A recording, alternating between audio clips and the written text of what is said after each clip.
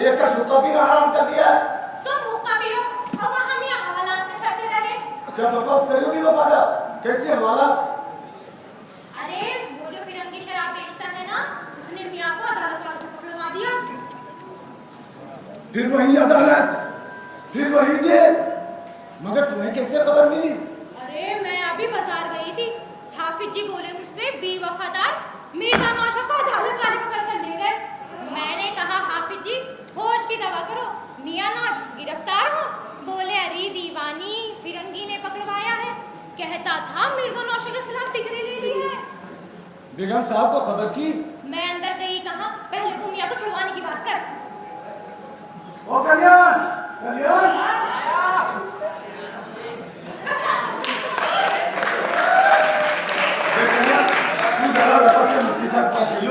उनसे कहियो कि मियाँ को फिरंगी शराब वाला अदालत में ले गया है, आप कुछ कीजिए।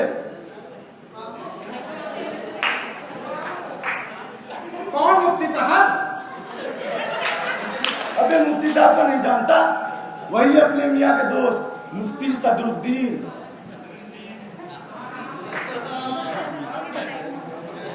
तो जाकर कहूँगी मियाँ पकड़े गए। अबे तेरा दिमाग खराब हो गया। मैं कुछ कहूँ तो कुछ सुने। कहना मियाँ को फिरंगी शराब वाला पकड़ के अदालत में ले गया है।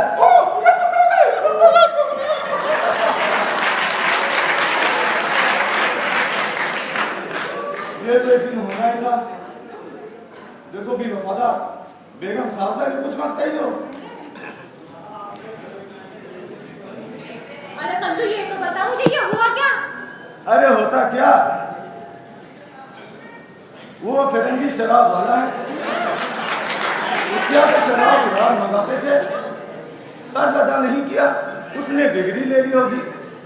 लाला करोड़ी मलकानी कल कह रहा था कि लाला जी भी डिग्री ले रहे हैं। अबे कल्लू, अब मुझे ये बताऊंगा कितना कर्जा होगा? अब मैं तुम्हें क्या बताऊंगी वफादार, मेरे देखते देखते 50,000 रुपए का कर्ज हो चुका है। 50,000? हाय अल्लाह, इस कदर का कर्जा चला रखा था उन्होंने।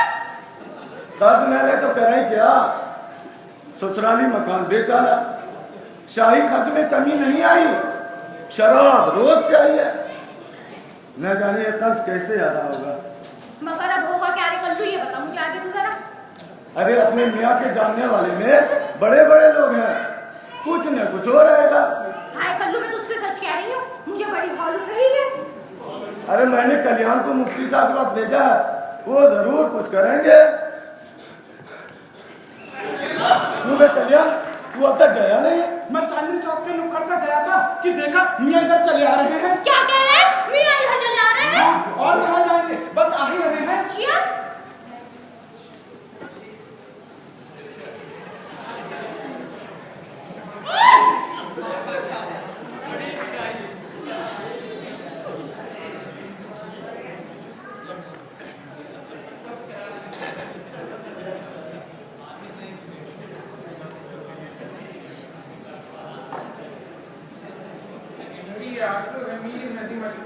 दुनिया में न रहूं, और अगर रहूं तो हिंदुस्तान में न रहूं। हुजूर, ये क्या फरमाते हैं?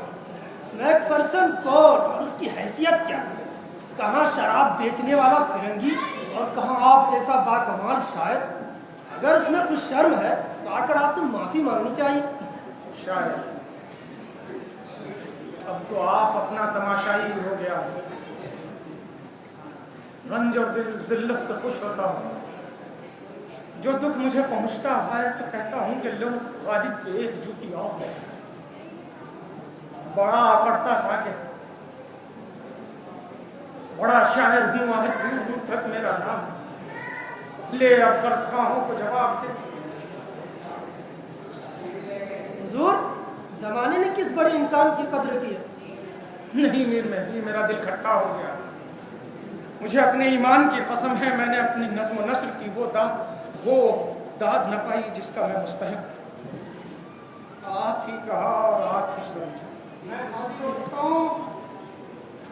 ये हमजा खान मालूम होते हैं। अंदर आइए मौलवी साहब।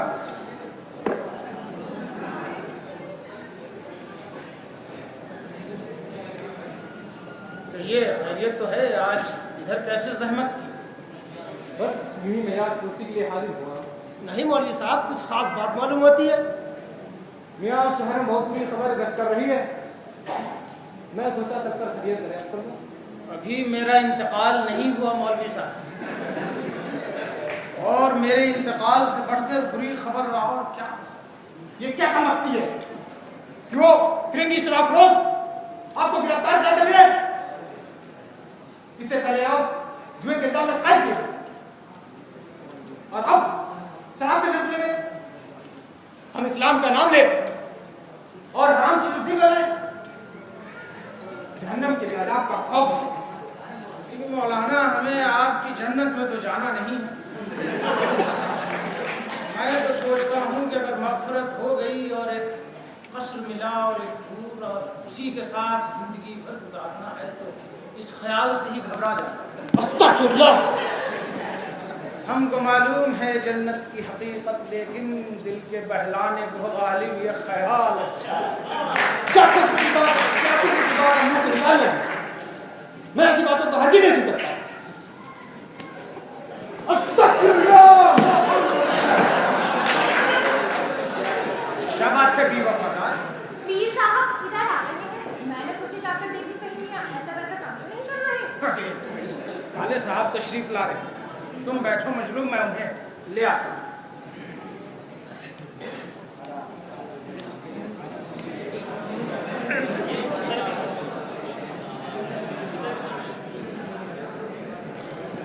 साहब, अब मैं आपकी कोई बात न सुनूंगा। अब आपको हाँ कहनी ही होगी।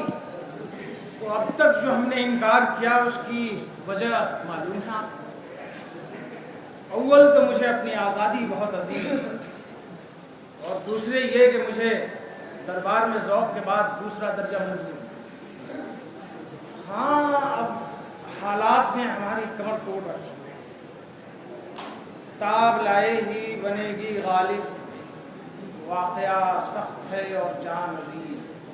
देखिए मिर्जा साहब, खानदान तैमूरिया की तारीख लिखना आपके लिए मुश्किल ना होगा, और नजमुद्दौला दबील मुल्क निज़ाम जंग का खिताब भी आपको मिलेगा।